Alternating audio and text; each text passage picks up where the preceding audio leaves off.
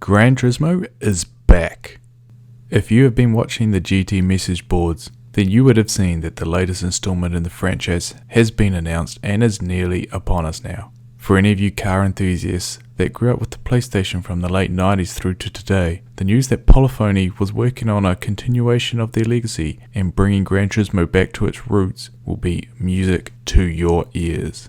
GT fans are all too familiar with long wait times and hold high expectations about the quality of the console generation's finest simulation driver. And don't worry, GT7 is no different in this regard. But alas, as of this September, a release date of 4th of March has been confirmed nearly 10 months after the initial announcement trailer. So in case you missed it, let's take a quick look at that first trailer for Gran Turismo 7.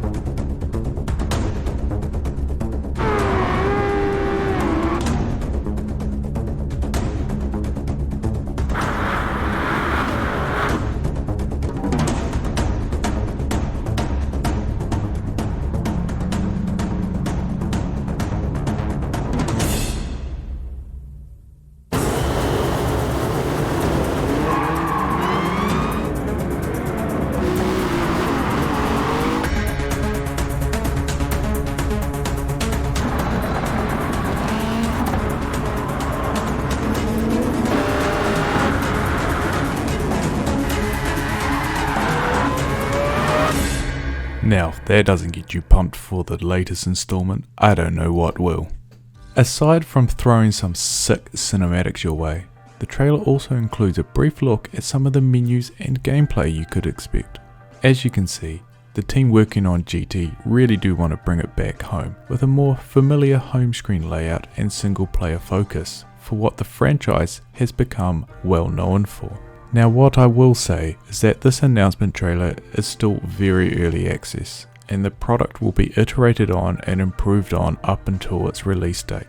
But it's great to get a first look at the building blocks of GT7 to see them recreate that magical Gran Turismo experience, rework it and reimagine it for the PS5 engine. Like in previous versions of the series, there will be a number of different race events across the Americas, Europe and Asia regions, with many of the tracks from the previous installments being teased here.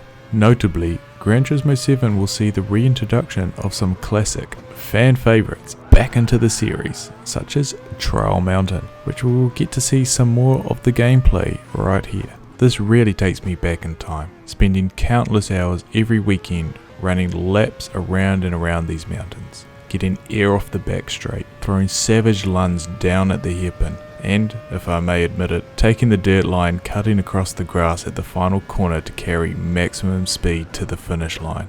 I really do love the first impression of this new generation's performance abilities.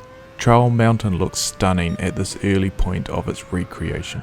The attention to detail really does stand out from the track and the landscape, all the way through to the inconsequential details, such as the safety and support crews on the track side. This really does lean into the feeling of being out there, testing your machine and abilities against the mountain and nature, and I think that is an amazing personification of what Trial Mountain is.